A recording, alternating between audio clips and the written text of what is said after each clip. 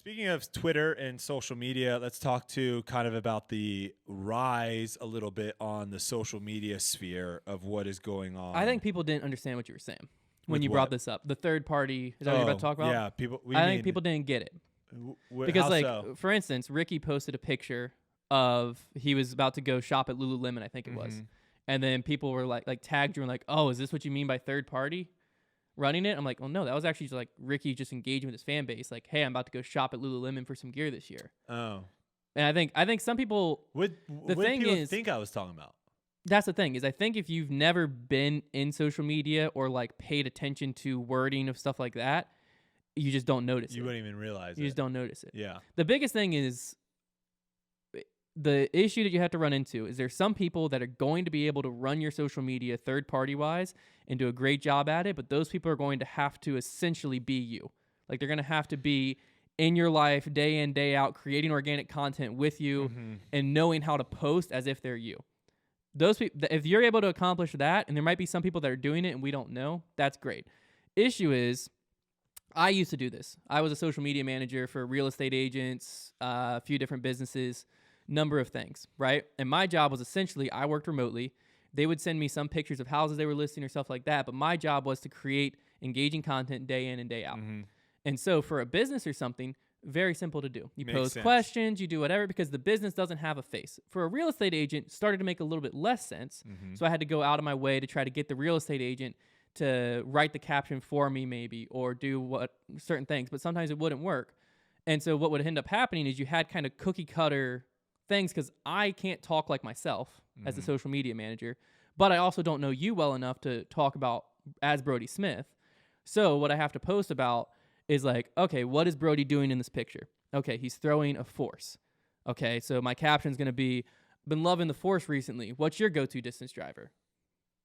And then it's like kind of cookie cutter, copy and paste over and over, because that is going to be engaging on social media. The issue is it's engaging if you're Discraft, or if you're Prodigy and you're talking about an M4, or if you're us and we're posting about a specific disc. That's engaging. Where it becomes less engaging is like people follow pros to get a glimpse into their behind the curtain. So to me, a pro social media should be a little bit more raw. It shouldn't be so put together. It should be a little bit more like behind the scenes. Hey, this is kind of what sucks about van life. Someone who does this great is Kona. Kona all the time is just open. Like right now, she's just building out her bag. She's talking about it on social media all the time. But she's all the time been open of like, look, I'm really struggling with my putt. I'm trying this. I'm trying that, whatever. Has that kind of come back and bit her in the butt sometimes, where people will talk about it on Twitter and stuff and be like, yeah, you know she's struggling with her putt because she's open about it. Sure. But look at what she's built. It's a fan base that knows what she's going through. And then when they see her accomplish something, they've seen the work put in up to it. And now, boom, everyone celebrates together. Versus if Kona was constantly posting like cookie cutter, not that engaging stuff, her fan base might grow, but you don't actually know Kona. This is what I'll say too. One of the things that I've heard from, I guess, what you would consider like the OG disc golf fans, right? When I came in, I felt like me and them butted heads on a lot of things.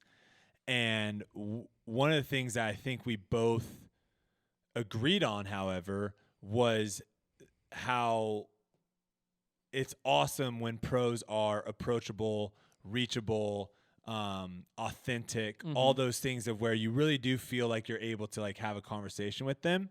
Now, my whole thing is like that's eventually going to get shrunken on the actual like event side. So when you go to a tournament right now, you could theoretically, it might be a little bit different actually right now, but I know like my first couple events, for example, if I was just warming up at a tournament, there wasn't a warm-up area only for pros.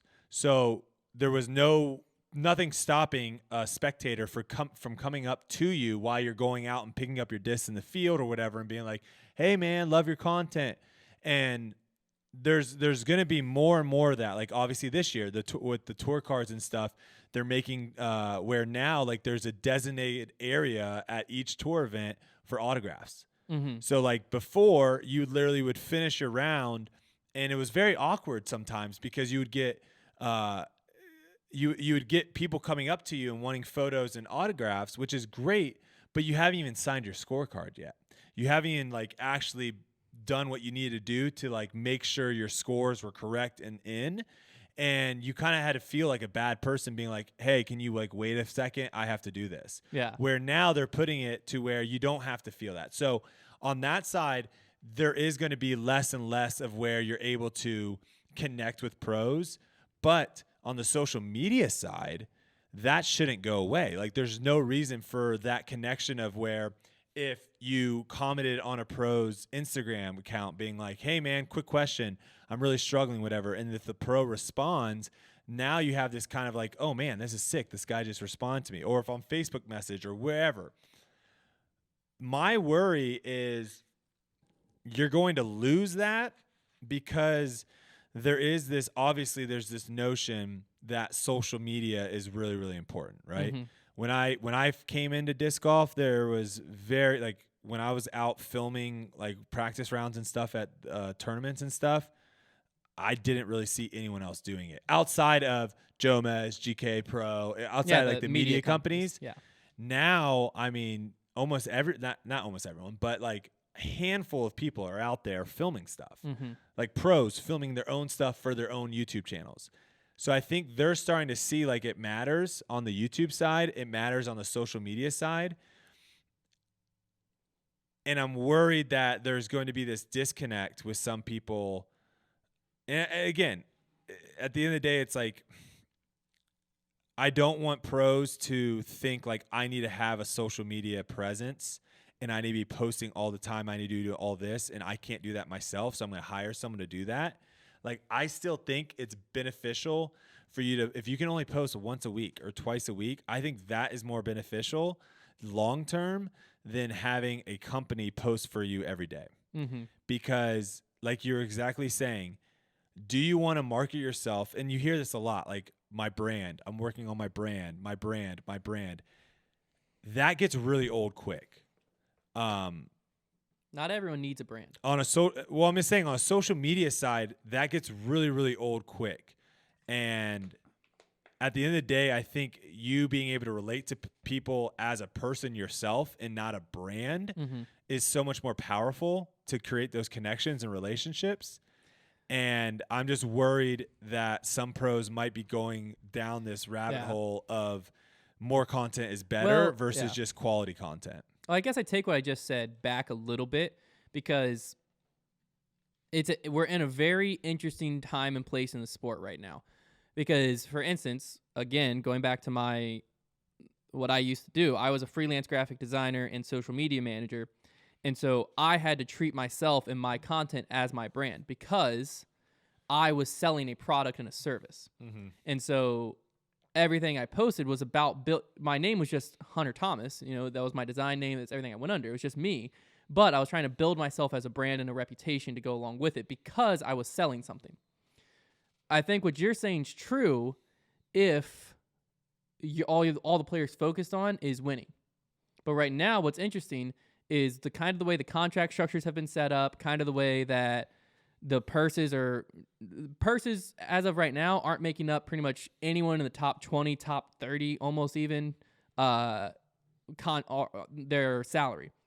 They're making more on outside sponsorship than from the actual inside revenue of the sport, to where at this point right now, actually you almost need to be a brand, because if I'm let's just pick someone, James Conrad, great example.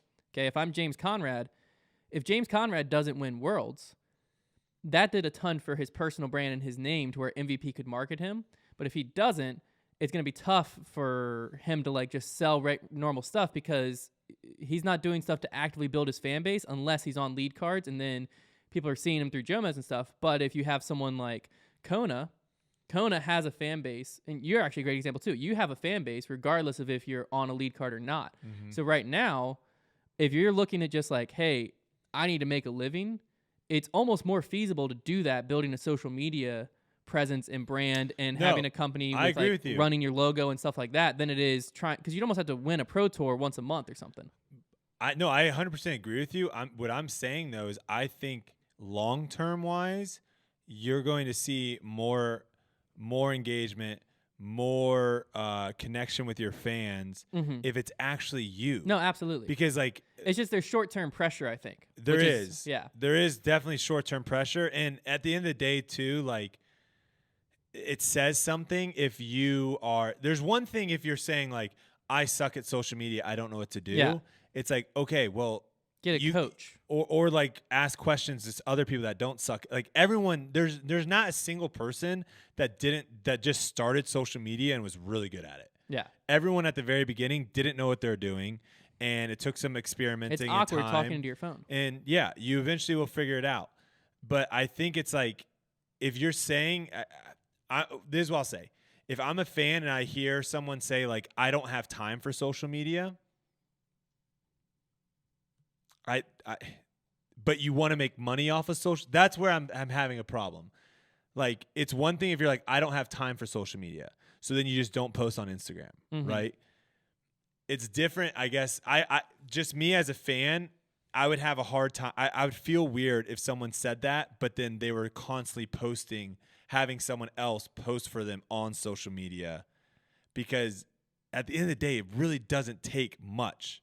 Like 10 seconds to do an Instagram story, 5 seconds to take a photo and post it, 13 seconds to post a tweet. Like it doesn't really take that much time. And so if I'm a fan and I'm hearing like I don't have time for social media, I don't know. Once you get going, that's very true. But I think when you're initially starting, there's this like thing of you want what you're putting out to be like good enough. And so I think that's what we talked about.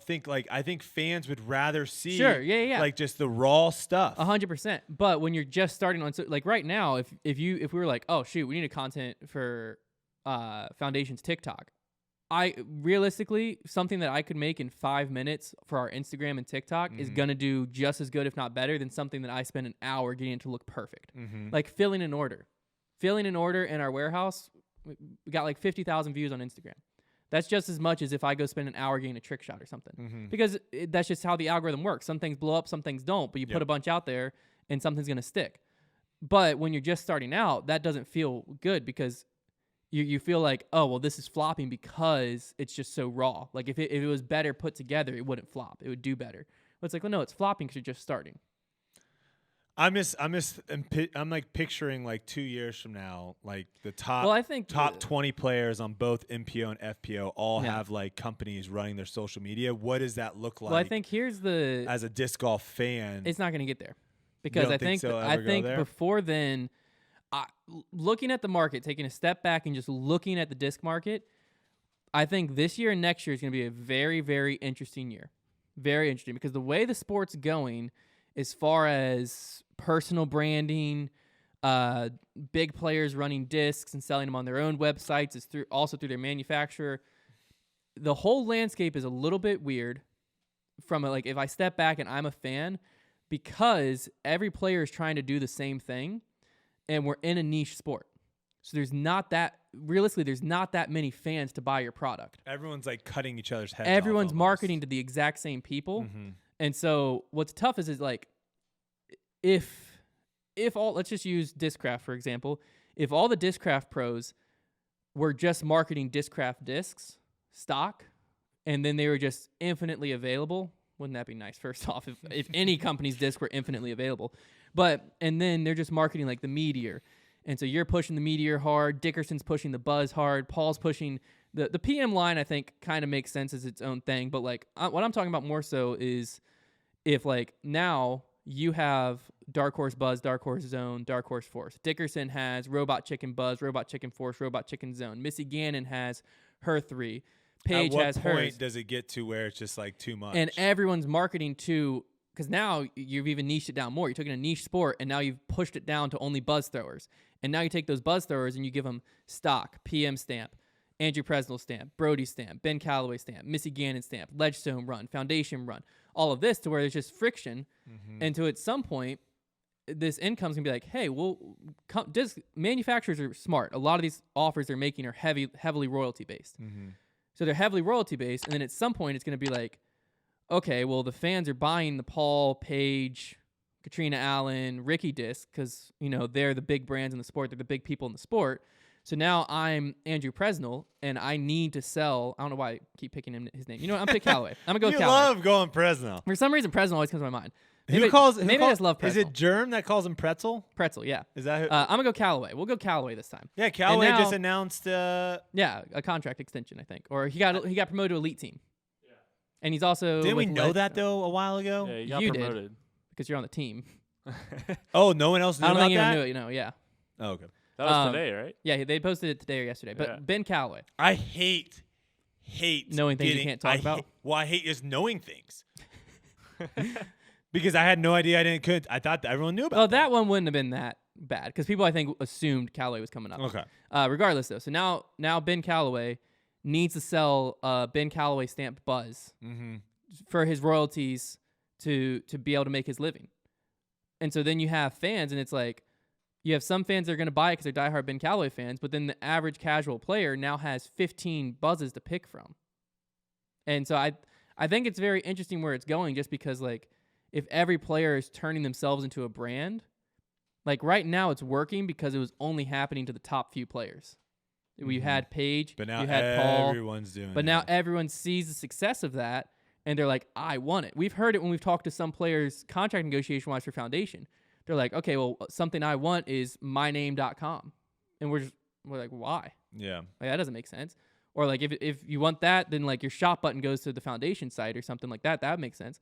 They're like, well, no, like other players have it. That's what I want. And like the more that you're there, it just doesn't make sense. But that's where disc golf's going right now, and I think that's going to create a bubble. And I just think disc golf right now is putting themselves in a lot of places that we're not going to be in 10 to 15 years from now. And there's going to be players that get screwed.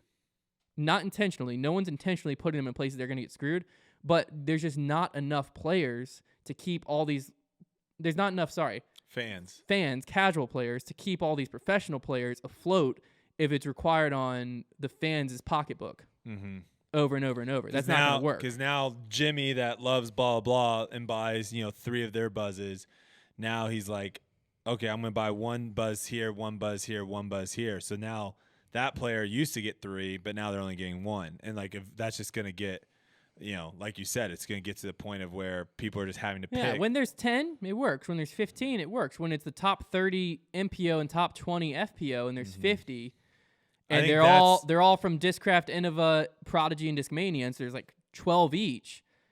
Then the casual fan is going to be like, at some point the casual fan's going to go, Stamp's okay. I'd rather just have the stock one. Yeah, $2 then cheaper, $2-3 Bubble cheaper. pop. We're seeing it. We're seeing it start to happen. So people might think I'm crazy. I don't have the chat pulled up. Probably better for my mental game.